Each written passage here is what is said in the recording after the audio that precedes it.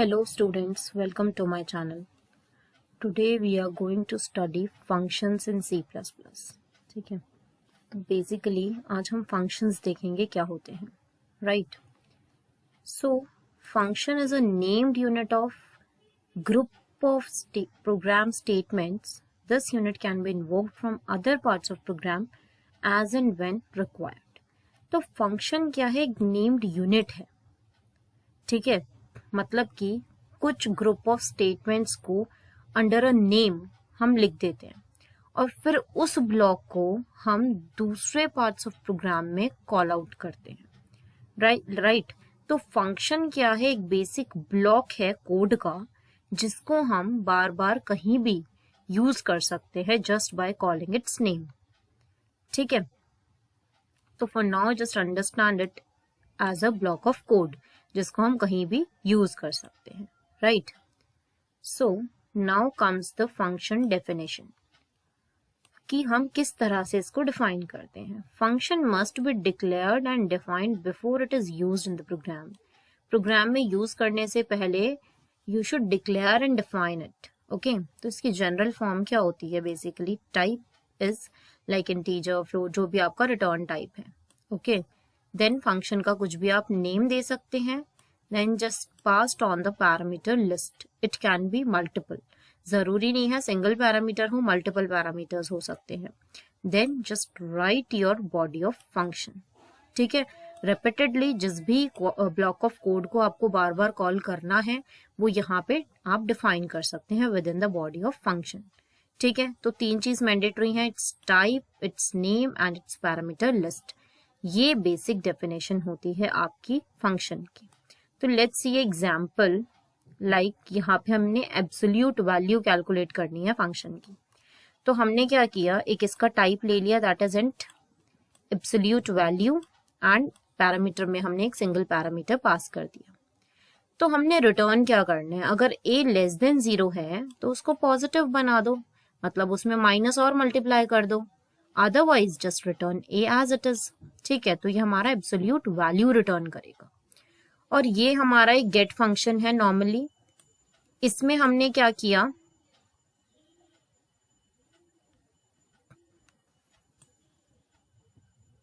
इसमें हमने इस लाइन पे जहां पे हमने n1 इक्वल्स टू टेम्प लिखा है, इसके बाद विल राइट कि n1 is equals to what, function name that is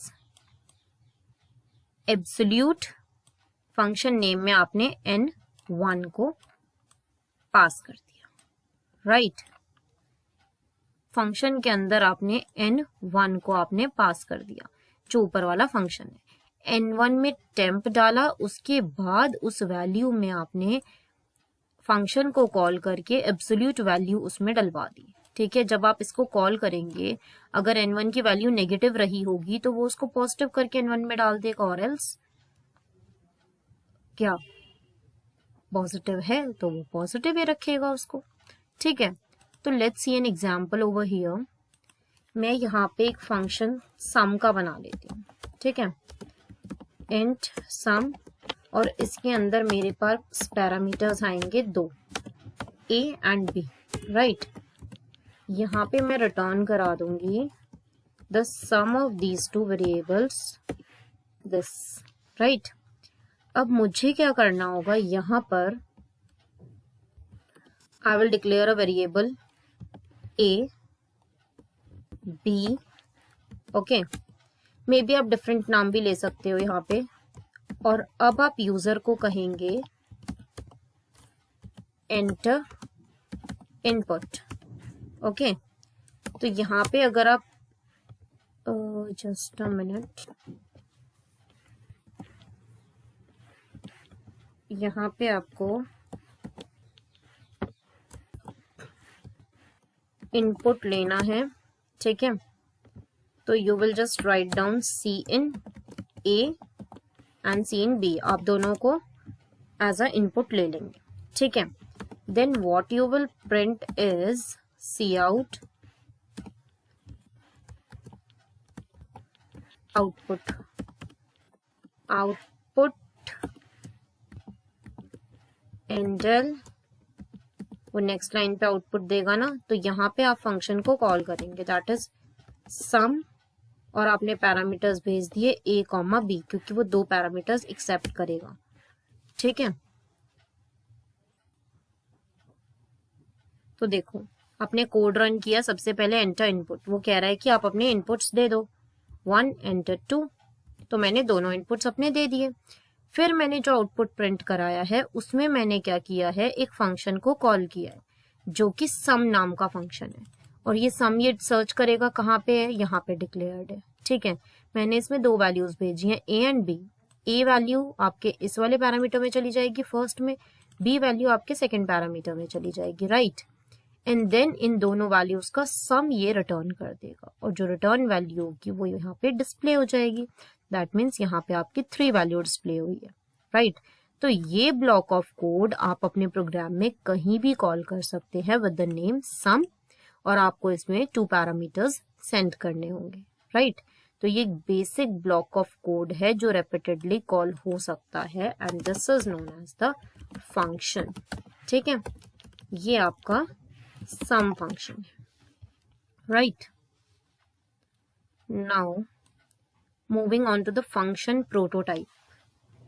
It is a declaration of function that tells the program about the type of value returned by the function and the number and type of each argument. Argument means the parameters. ठीक है, तो prototype basically ये कह रहा है कि हमें prototype क्या बताता है, प्रोटोटाइप इज दिस थिंग, ये चीज ये बताता है कि इस फंक्शन का रिटर्न टाइप क्या है और उसमें क्या क्या पैरामीटर्स, कितने नंबर ऑफ पैरामीटर्स जा रहे हैं, एंड उन पैरामीटर्स का टाइप क्या है।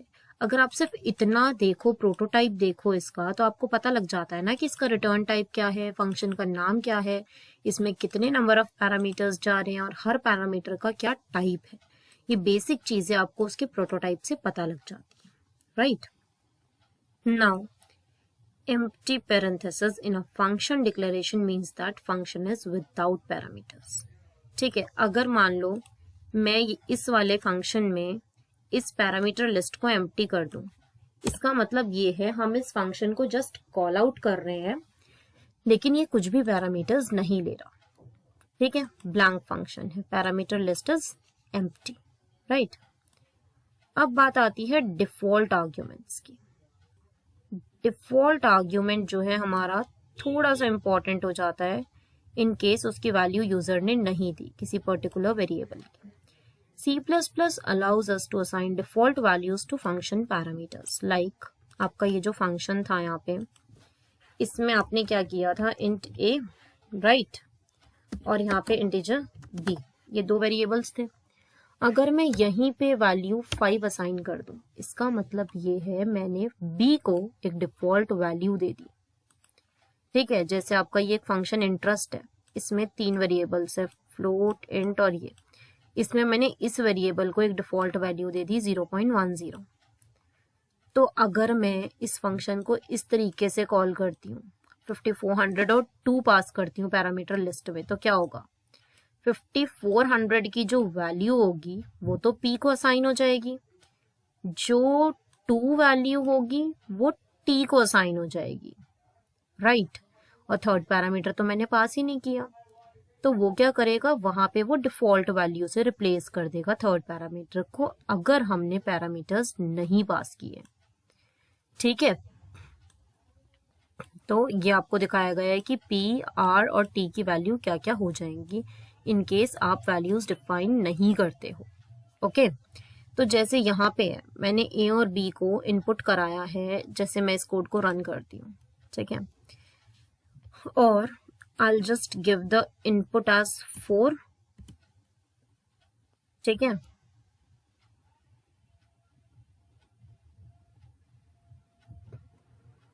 फोर और 5 इनपुट कराया तो 9 आ गया।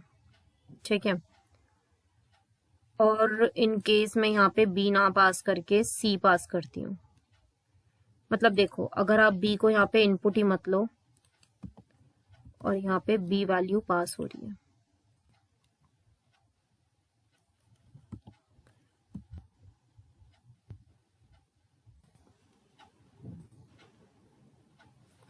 so I'll just write 4 तो आउटपुट आ गया आपका 9। इसमें क्या करेंगे, जहाँ पे हमारी डिफॉल्ट वैल्यू है, भले ही हम यहाँ पे इनपुट भी ले लें अगर बी को, तो क्या होगा, वो ए और बी को इनपुट तो ले लेगा, लेकिन अगर हम सम फंक्शन में बी पास ही नहीं कर रहे तो वो क्या करेगा, डिफॉल्ट वैल्यू से असाइन कर लेगा उसको। एक जगह पे आप जो है ये कोड पास कर रहे हो, ठीक है।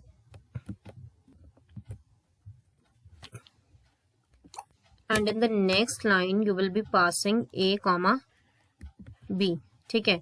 इसमें आपका आउटपुट 2 है ये, ठीक है। तो आप इस कोड को अगर रन करेंगे तो क्या होगा, अगर आप यहाँ पे 2 डालेंगे और यहाँ पे 3 डालेंगे, ठीक है, तो क्या होगा कि आपका जो आउटपुट है, पहला आउटपुट क्या है जिसमें कि डिफॉल्ट वैल्यू यूज होगी, क्योंकि हम उसमें सिंगल पैरामीटर पास कर रहे हैं, तो वो एक ही वैल्यू लेगा और एक डिफॉल्ट वैल्यू लेगा, आउटपुट दे देगा 7। लेकिन आउटपुट 2 में क्या होगा, ए और बी की वैल्यूज यूज करेगा जो हमने इनपुट करी है और सम 5 दे देगा। तो आप यहाँ पे डिफॉल्ट वैल्यू जहाँ पे यूज कर रहे हैं उसकी हेल्प से बस ये होता है कि आपको उस पैरामीटर की वैल्यू पास ऑन करने की जरूरत नहीं है। इन केस आपने मिस कर दी तो वो डिफॉल्ट वैल्यू यूज करके कैलकुलेट हो जाएगा, राइट। सो आई होप ये आपको क्लियर हुआ होगा। Now moving on to the next, that is constant arguments. Constant argument, it means that function can not modify these arguments. जैसे कि आपको कांस्टेंट से नाम से ही पता लग रहा है, कांस्टेंट आर्ग्यूमेंट, इसकी वैल्यू चेंज नहीं हो सकती। अगर आप एक फंक्शन में इसके आगे कॉन्स्ट लगा दें तो आप इसकी वैल्यूज को मॉडिफाई नहीं कर सकते, राइट। यहीं पे अगर आप यहाँ पे कॉन्स्ट लिख दें तो you can't modify it's value, okay. अब आ जाती है सबसे इंपॉर्टेंट चीज जो कि होती है call by value and call by reference, ठीक है। ये दो चीजें बहुत इंपॉर्टेंट है। सबसे पहले हम देखेंगे call by value. Call by value method copies the value of actual parameters into the formal parameters. Function creates its own copy of argument and then uses them. Basically actual parameters और formal parameters ये क्या होते हैं? Actual parameters जो आप values pass कर रहे हो, एक्चुअली जो वैल्यू पास कर रहे हो फंक्शन कॉल के टाइम पे, और जहां पे जाके ये कॉपी होते हैं दैट आर फॉर्मल पैरामीटर्स।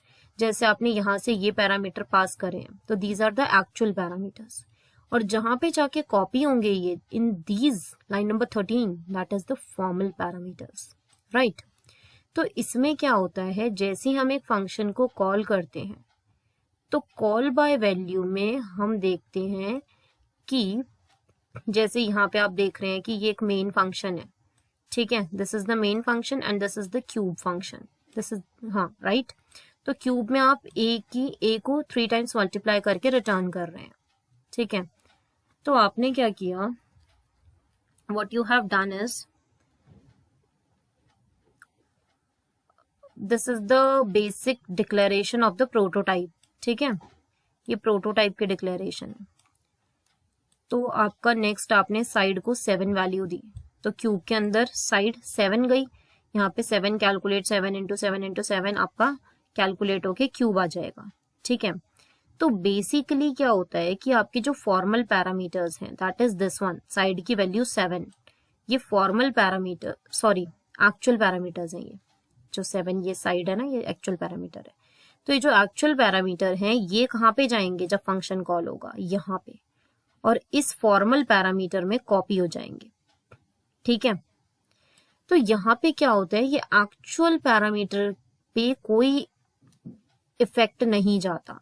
यहाँ पे क्या होता है कि 7 की एक कॉपी क्रिएट हो जाएगी, इस फंक्शन कॉल के टाइम पे एक कॉपी क्रिएट हो जाएगी जिसमें चेंजेस होंगे। मतलब ये ओरिजिनल कॉपी नहीं भेजता, ये एक कॉपी बना के साइड की उस कॉपी को यहाँ पे जाके डालता है, ठीक है। ये कॉपी भेजता है, यहाँ पे ओरिजिनल पैरामीटर्स नहीं भेजता। Call by value. Call by reference में क्या होता है, in place of passing a value to the function being called, a reference to the original variables is passed. यहाँ पे ये क्या कह रहा है कि ये कॉपी नहीं भेजता ओरिजिनल पैरामीटर्स की, ये ओरिजिनल पैरामीटर्स को ही फंक्शन में भेज देता है सीधा सीधा। Here formal parameters become references to actual parameters.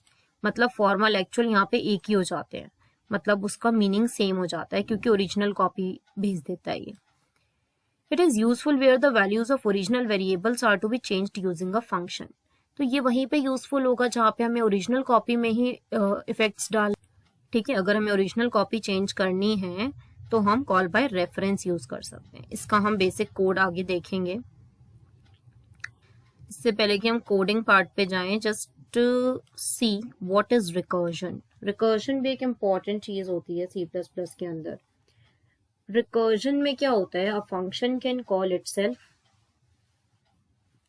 Right. एक फंक्शन अपने आप को रेपिटेडली कॉल करता है तो उसको रिकर्जन बोलते हैं। Just see this example of factorial. अगर n इक्वल्स टू 1 है तो ये करेगा, और एल्स ये क्या कर रहा है, रिटर्न दिस इनटू दिस। ये अपने आप को ही दोबारा से कॉल कर रहा है। तो रेपिटेडली अपने आप को कॉल करना इज कॉल्ड रिकर्जन, ठीक है। इसके भी एग्जाम्पल्स हम आगे स्टडी करेंगे। In a recursive function, there must be a reachable condition for its termination. Otherwise, function will be invoked endlessly. It's common कि अगर आप उसमें कोई termination statement नहीं दोगे तो क्या होगा, वो तो रिकर्सिवली चलता रहेगा, endlessly चलता रहेगा। तो एक टर्मिनेटिंग स्टेटमेंट रिकर्सिव फंक्शंस में देनी बहुत इंपॉर्टेंट है। जैसे ऊपर वाले फंक्शन में n इक्वल्स टू 1 था, this is the terminating statement, ठीक है। कभी ना कभी, क्योंकि यहाँ पे n-1 हो रहा है, कभी ना कभी वो इस कंडीशन पे आएगा। लेकिन अगर मैं ये वाली कंडीशन ना देके सिर्फ नीचे वाली स्टेटमेंट लिख देती तो ये रेपिटेडली चलता रहता, एंडलेसली, ठीक है। तो टर्मिनेशन स्टेटमेंट देना भी बहुत इंपॉर्टेंट है। अब बात आती है वेरिएबल स्कोप की। The program parts in which a particular piece of code or data value can be accessed is known as variable scope. Variable का स्कोप का मतलब है आपने जहां पे उसको डिक्लेयर किया है किसी वेरिएबल को, वो कहाँ कहाँ तक अप्रोचेबल है, राइट। जैसे कि मैंने यहाँ पे ये एक इंटीजर डिक्लेयर करा, तो इसका स्कोप कहाँ तक है, ये कहाँ तक एक्सेसिबल है, ये विद इन द फंक्शन ही तो एक्सेसिबल है। इसके बाहर अगर मैं इस ए को रेफर करूं तो वो एरर दे देगा, राइट। इसी तरह से अगर मैं इस वाले ए को किसी और फंक्शन में यूज करना चाहूं या फिर कहीं और यूज करना चाहूं इस बॉडी के बाहर, तो वो क्या करेगा, वो उसे यूज नहीं करने देगा, क्योंकि डिक्लेयर ही यहाँ पे हुआ है तो इसका स्कोप ही इसके अंदर है, राइट। अगर यही मैं बात करूं आपसे फॉर लूप की, ठीक है। फॉर लूप के अंदर आप मान लीजिए इंट i इक्वल्स टू 1 है, ठीक है, i less than equals to 5 है, राइट। तो इसके अंदर मैंने क्या किया, मैंने एक इंटीजर डिक्लेयर कर दिया j, ठीक है। तो क्या होगा, ये j मैंने फॉर लूप के अंदर डिक्लेयर किया है, क्या मैं इस j को इसके बाहर यूज कर सकती हूँ, नो, क्योंकि डिक्लेयर ही फॉर लूप के अंदर हुआ है तो इसका स्कोप ही, इसकी एक्सेसिबिलिटी ही फॉर लूप के अंदर तक रहेगी, इसके बाहर एक्सेसिबल नहीं है ये, राइट। लेकिन ये a जो है, क्योंकि ये फॉर लूप से बाहर डिक्लेयर्ड है तो इसकी एक्सेसिबिलिटी पूरे मेन के अंदर है, मेन के अंदर, फॉर के अंदर, हर जगह इसकी एक्सेसिबिलिटी पूरे इस फंक्शन में है, मेन फंक्शन में, राइट। तो ये हमारा होता है बेसिक स्कोप वेरिएबल का, ठीक है। अब हम कुछ बेसिक कोड देख लेते हैं for call by value and call by reference. इसको बहुत ध्यान से देखना। कॉल बाय वैल्यू में क्या होता था कि हमारी ओरिजिनल कॉपी नहीं जाती थी, एक कॉपी क्रिएट हो जाती थी टेम्परेरी, वो पास ऑन होती थी फंक्शन में, ठीक है। तो इसका साथ साथ हम आउटपुट भी नोटिस करेंगे क्योंकि वो भी बहुत इंपॉर्टेंट है स्टडी करने के लिए। सबसे पहले हमने ओरिजिनल वैल्यू को वैल्यू असाइन कर दी 10, तो यहीं पे हम प्रिंट करा के देख लेते हैं इसकी वैल्यू क्या आ रही है, ओरिजिनल वैल्यू 10, ठीक है। फिर हमने अपना फंक्शन चेंज कॉल करा और उसमें इसकी वैल्यू भेज दी 10, राइट। फंक्शन कॉल हुआ, यहाँ पे इसकी वैल्यू गई है 10, लेकिन इसने क्या किया, इस वेरिएबल को 20 कर दिया। यहाँ पे तो कॉपी गई है ना उसकी, तो इसने अपनी कॉपी को 20 कर दिया। तो value of original in function is 20, क्योंकि फंक्शन के अंदर उसकी कॉपी यूज हो रही है तो इसलिए इसने क्या किया, उसको 20 कर दिया। और फिर यहाँ पे अगर हम प्रिंट करा के देखें कि इस वाले मेन वाले ओरिजिनल पे कुछ फर्क पड़ा, नहीं, ये 10 ही देगा। क्यों, क्योंकि जो हमने फंक्शन कॉल किया था उसने अपने अंदर एक कॉपी बना ली थी और उस कॉपी की वैल्यू उसने 20 करी थी, ना कि ओरिजिनल को 20 करा था। ओरिजिनल वैल्यू मेन फंक्शन के अंदर वही की वही रही, दैट इज 10, लेकिन फंक्शन के अंदर क्योंकि एक कॉपी क्रिएट हुई थी तो सिर्फ फंक्शन के अंदर अंदर उसकी वैल्यू 20 रही, उसके बाहर उसकी वैल्यू 10 ही रही, right. This is called by value. ठीक है, अब बात करते हैं सेम चीज पे कॉल बाय रेफरेंस किस तरह से बिहेव करता है। तो कॉल बाय रेफरेंस के अंदर हमारे पास क्या होगा, वही सेम फंक्शन सेम चीजें यूज करेंगे हम। तो ओरिजिनल की वैल्यू 10 असाइन कर दिया आपने, ठीक है, तो ओरिजिनल वैल्यू इसकी 10 प्रिंट हो गई, फाइन। अब जैसे ही फंक्शन कॉल हुआ उसने क्या किया, उसने वैल्यू को 20 कर दिया। अब उसने वैल्यू, ठीक है, यहाँ पे फंक्शन के अंदर तो 20 हो ही जाएगी, राइट, लेकिन जब वो फंक्शन से रिटर्न हो जाएगा तब भी उसकी वैल्यू 20 होगी। वाई? क्योंकि इसमें कॉल बाय रेफरेंस में हमेशा ओरिजिनल वैल्यूज पे इफेक्ट जाता है, जबकि कॉल बाय वैल्यू में ऐसा नहीं होता, उसमें कॉपी में चेंजेस होते हैं, राइट।